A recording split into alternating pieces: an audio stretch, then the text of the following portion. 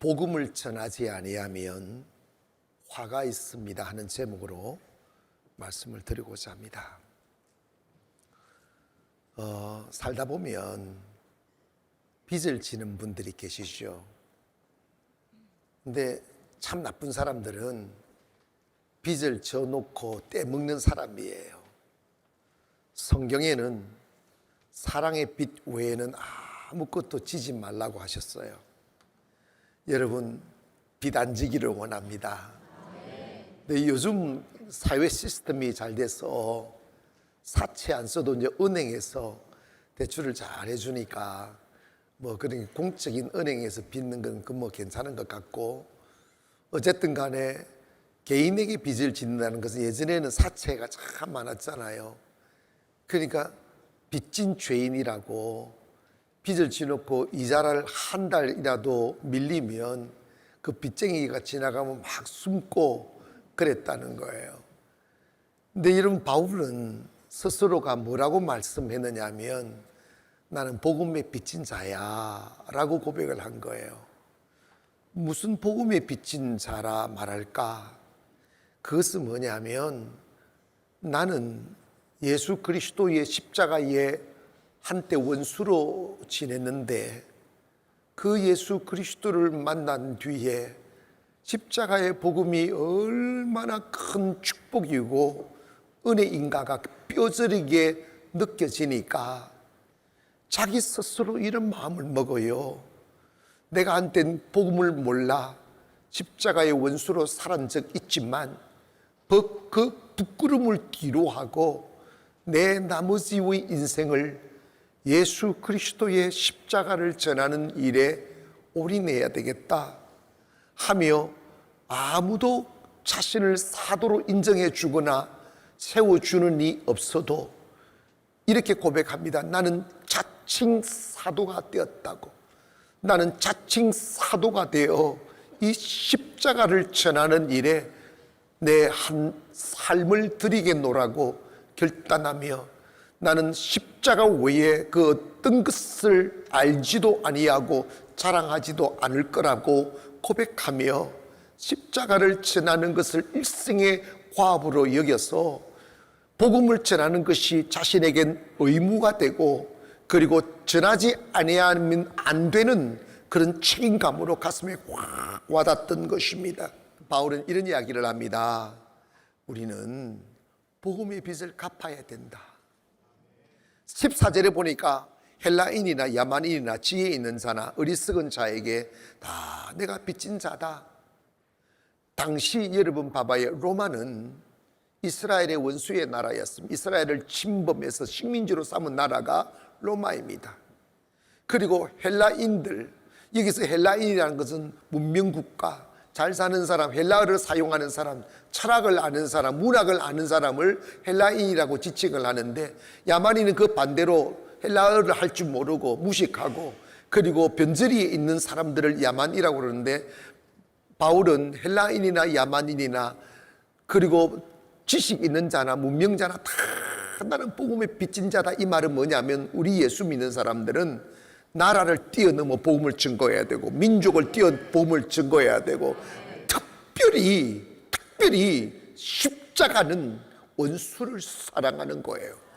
복음은 십자가를 전하는 것이기 때문에 우리의 원수의 나라에 복음을 전해야 된다는 거예요. 그러기 위해서는 우리가 최선을 다하여 복음을 전해야 됩니다. 15절에 보니까 그러므로 나는 할 수 있는 대로, 이 말은 최대한 최선을 다하여 이 말입니다. 로마에 있는 너희에게도 복음을 전하기를 원하노라.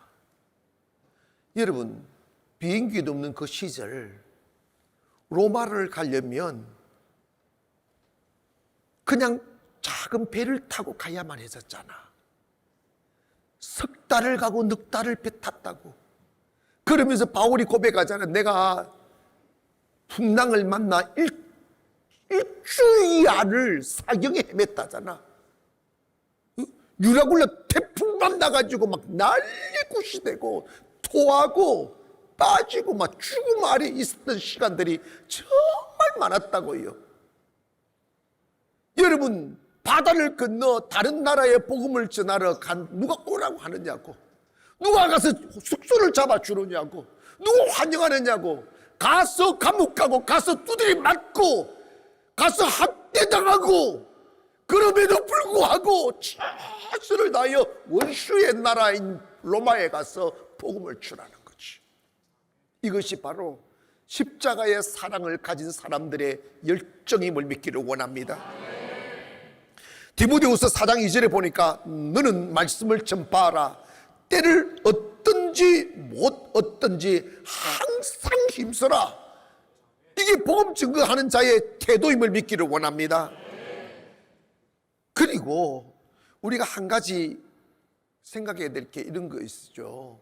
전도를 하려고 하면 사람들을 설득시키고 이해시키고 해야 되는 걸로 생각합니다. 내가 얼마 전에 이런 이야기를 들었어요. 우리 교회 다니는 초등학교 6학년 아이가 학교에서 진화론을 가르치니까 세상은 이렇게 시작되고 사람들이 이렇게 진화돼가지고 죽어가는데, 그럴 때 이 애가 이야기했다는 거예요. 아니라고. 아예 친구들한테 사실은 이 세상은 하나님이 말씀으로 창조했어. 그러니까 6학년 아이들이 야, 너 아직도 그런 걸 믿어? 이런다. 너 아직도 그런 걸 믿어? 이러잖아. 학교에서 이미 세속적인 지식이 확 이미 들어와 버려가지고. 근데 여러분 있잖아요. 그런 아이들을 아니야, 하나님이 세상을 창조하셔서 뭐로 창조했는데 하나님이 가라사대 빛이 있으라 하셨어. 빛이 생겼어. 하늘과 땅이 구분되게 하고 궁창이 생기게 하고 하늘이 나는 새가 있게 하고 땅에 기는 짐승들이 바다에 물고기 있게 하셨어. 여러분, 그렇게 가르치면 왕따 시키는 시대가 되어버렸어요. 바보 취급하는 시대가 되었어요. 그것이 진리임에도 말입니다. 근데 우리는 그들을 이론으로 설득시키려고 해요.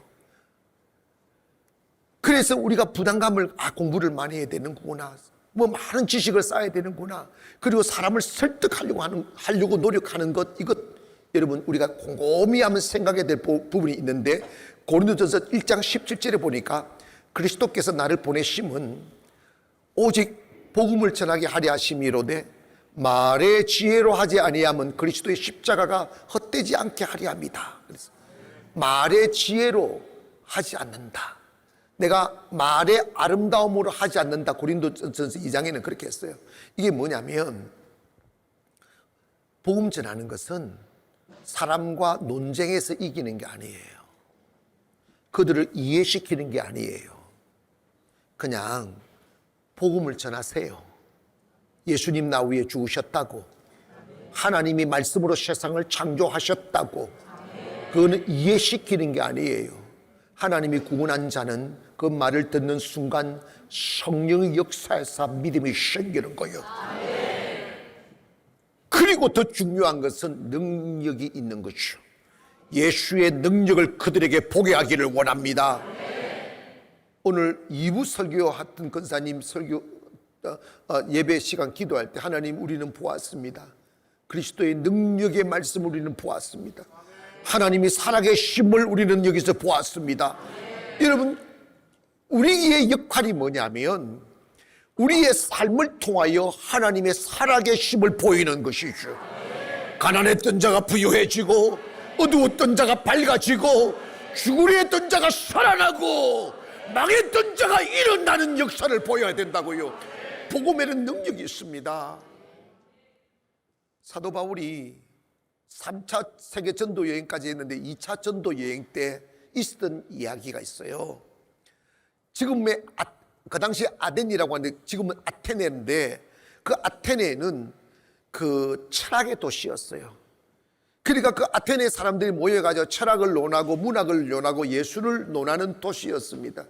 유식한 사람들이 모여있는 도시가 아테네였는데, 거기서 아레오바고라는 언덕에서 사람들이 모인 곳에서 설교를 했습니다. 아시다시피 사도 바울은 원래 공부를 가말리엘 밑에서 공부를 했던 사람이기에 석학이었었죠. 그래서 논리 청연하게 철학적으로 문학적으로 설교를 쫙 했어요. 설득력 있는 말로서 설교를 했어요. 그런데 참 결과가 놀라운 게 에베소나 고린도나 이런 상업도시에서 그냥 십자가 전했을 때는 거기서 교회가 다 세워졌는데 바울이 로마에 들어가 아테네에서 많은 시간을 보내도 아테네에서는 열매를 맺지 못했어요. 교회가 세워지지 않았어요. 그래서 바울은 그런 것을 경험으로 하여 뭐라 하냐면 말의 지혜로 할 것 없다. 복음에는 능력이 나타난다. 복음에는 권세가 있다. 복음에는 하나님의 신비가 있다. 그래서 여러분이 기억해야 될 게 뭐냐면 사람들을 설득하고 사람들을 가르치고 사람들을 굴복시키려고 하지 마시고 그냥 순수하게 예수 믿으십시오. 우리 교회 한번 나와 보십시오. 한마디면 끝난다니까. 제가 목사이지만 정말 우리 가나안교회는 하나님 은혜 주셔서 우리 가나안교회 맛을 들여놓으면 다른 교회를 못 갈 것 같아. 첫째로 이 영상이 문제야. 두 번째로 목사 피부가 문제야. 여러분 있잖아요. 그냥 예수 전하세요. 예수 믿으면 주님이 일하십니다. 예수 믿으면 여러분의 마음의 어둠을 제거하시죠. 가난의 저주를 몰아내십니다. 예수 믿으면 기적은 일어나는 거예요. 안 되는 걸 되게 하시는 걸 보이는 거지. 그리고 우리의 삶의 포커스를 내 만족과 육신의 편안함에 두지 마시고 복음 전하는 데 초점을 맞추고 좀 생활하기를 원합니다. 빌립보서 2장 27절, 1장 27절에 보면 오직 너희는 그리스도의 복음에 합당하게 살아라 그랬어요. 그 신은 죽었다라고 망언을 냈던 니체가 있었잖아. 근데 그래서 이 무신론주의로 뺏겨가지고 교회를 막 복음을 저하는 철학을 만들어서 사람들을 죽음으로 이끌어갔던 이 니체가 있는데 이 니체가 원래 목사의 아들이었다는 거예요. 목사의 아들이 왜 무신론주의로 빠져서 하나님을 전하는데 반대편에서 막이짓을 했는가? 그 뿌리를 찾아보니까 자기가 목사의 아들로 살아보면서 교회 생활을 하는데 교회 성도들이 너무 상처를 많이 주고 막 말과 행동이 너무 다른 모습을 보니까 회의를 느껴서 니체가 나온 거예요. 우리 교회 목사님 자녀들이 꽤 있어요. 그런데 이야기를 들어보면 참 눈물겨운 이야기들이 많지만 여러분 그거 다 그냥 덮어버리기를 원하고 한 가지 있잖아요. 우리 교회를 다닌다고 여러분이 교회를 다니면 교회를 봤어. 예수님 봐서 싸울 거 좀 참으세요. 여러분 있잖아요. 우리 서로 주님 믿고 삽시다. 남에게 도움을 받을 생각하지 말고 도와주는 사람이 되려고 기도하십시오. 하나님이 내 호주머니를 채워주신다고요. 하나님이 내 사정을 아신다 이 말입니다. 믿음이라도 하나님을 의지하고 사는 거예요. 곰곰이 한번 생각해 보십시오. 아브라함과 이삭과 야곱과 요셉이 타양에서 그렇게 살았었는데 타국에서 또 살았었는데 그들이 경쟁으로 그 자리에 올라갔냐고요. 하나님의 사람들은 단 한 명도 경쟁을 뚫고 올라간 사람이 없어요. 하나님 믿으니까, 하나님 의지하니까 하나님이 그들만을 위한 역사를 만들어서 그들이 아니고는 안 되는 세상을 딱 만들어 주시더라고. 그게 하나님 믿는 사람들의 특징이라. 사업도 그렇게 되기를 원합니다. 하나님의 은혜로 치고 올라가는 것이. 하나님의 은혜가 없이 어떻게 우리 교회가 상가를 벗어 치고 올라올 수 있겠어요? 이거 분명한 것입니다. 고백합시다. 하나님이여, 저에게도 은혜를 주시옵소서. 한나가 은혜 받아 인생의 문제를 했다면 오늘 저와 여러분도 은혜 받아 살아야지. 불신은 뭐냐? 하나님 제끼고 사람 의지하고 사람에게 기대고 현실 의지하는 게 불신이에요. 하나님 믿고 산다고 하면 사람 눈치 볼 게 뭐 있어? 사람에게 뭔가 기대를 하니까 갈등이 생기는 거예요. 사람에게 기대하지 마세요. 부부 시간에도 마찬가지입니다. 나 당신 없으면 못 살아. 그 소리 하지 말어. 뭘 못 살아? 잘 살더라. 내가 다 봤어. 잘 살아요. 뭘 그래? 당신 너와 나는 나의 사는 동력자의 관계다. 이렇게 가야지. 저와 여러분이 있지 않습니까? 맹종 관계도 아니에요. 그냥 동력자예요. 저는 저 역할 알고 여러분 역할 하면서 하나님의 나라를 세워가는 거지. 때문에 여러분 하나님의 모든 필요가 하나님에게 채워진 것을 믿으셔서 자유롭게 살기를 원합니다. 그냥 복음을 위해 사는 거죠 그리고 한 가지 더 생각할 점이 있다면 복음은 정말 아주 긴급성을 요구하는 거예요. 내일 전하지 모레 전하지 아닙니다. 때를 얻든지 못 얻든지 복음 전하기를 주의 이름으로 축원합니다. 이 자리에 계신 분들 중에서 웃긴다. 자기는 교회 잘 안 나오면서 전도만 하는 사람이 있더라고. 이러더라. 근데 지난주 왜 안 왔어? 그때 목사님 저 전도해서 누구 나오셨죠? 지금 잘 나오고 있어. 그러지 말고 전도도 하고 교회도 잘 나오고 그래야죠. 아멘. 예수님 제자들이 이랬어요. 언제 당신의 나라가 임합니까? 언제 우리 해방됩니까? 이런 고백했을 때 사도행전에 보면 때와 시기는 아버지께 자기 기한에 두셨으니 너희는 알 바가 아니요 오직 성령이 너희에게 임하시면 너희 권능을 받고 예루살렘과 유대와 사마리아 땅끝까지 이르러 내 증인이 되라고 하셨어요. 이 말은 뭐냐면 너희 나라가 해방되고 너희 나라 독립국가가 되고 이건 하나님 알아서 하고 너희들은 그냥 복음 전해라는 거예요. 그러면 하나님이 역사하시는 거예요.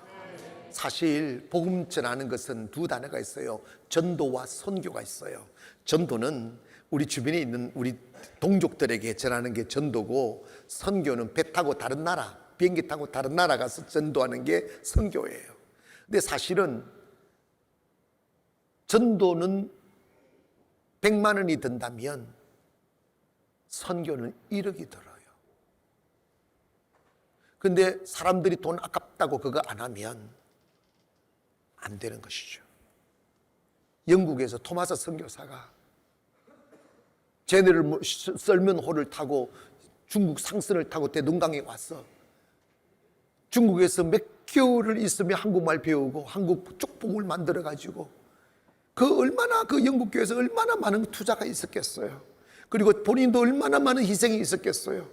그런데 정말 불행인 것은 그렇게 27 나이에 조선 땅에 밟으러 그 상선을 타고 오다가 대원군이 불지른 놈 불에 그 배가 불타버리니까 그냥 조금 비닐로 싸서 들고 한 손으로 헤엄을 쳐 대동강변에 손을 닿자마자 우리나라 대원군 군인 한 사람이 칼을 빼서 그 목을 쳐버렸어요. 조선 땅을 밟지도 못하고 그 붉은 피가 대동강문을 적셨어요. 그런데 여러분, 그가 던진 그 종이복음, 쪽복음을 목을 베었던 그 친구가 집에 가져가가지고 종이가 귀하니까 벽지로 흙벽이니까 벽지에 발라놨는데 잠들기 전에 벽지에 발라진 그 요한복음 쪽복음을 읽다가 혼자 예수 믿게 되고 토마스 선교사가 목 베어 죽인 그 사람이 목사가 됩니다. 이게 복음의 능력입니다. 이게 복음의 신비입니다. 때문에 여러분, 우리는 돈이 들든 돈이 적게 되든 많이 들든 영혼을 살리는 데는 물질을 계산하는 것이 아니라 이 말입니다. 한 영혼을 위해서 1,000억을 쓸 수도 있고 또 하나님 은혜면 돈 하나도 안 들고도 살릴 수 있는 거죠. 우리 교회는 전도와 선교를 병행해서 열심히 하기를 주의 이름으로 축원합니다. 바울은 로마서 10장 14절에 이런 말씀을 하셨어요. 그런즉 그들이 믿지 아니하는 이를 어찌 부르리요, 듣지도 못한 이를 어찌 믿으리요, 전파하는 자가 없이 어찌 들으리요, 보내심을 받지 아니하였으면 어찌 전파하리요. 기록된 바 아름답도다. 좋은 소식을 전하는 자들의 발이여 함과 같도다. 가지 아니하면 들을 수 없고 전하지 않으면 들을 수 없다는 거예요. 주께서 인생의 이런저런 모습으로 옮겨내는 발걸음들을 보면서 아름답도다. 복음을 전하는 발이여 함과 같도다.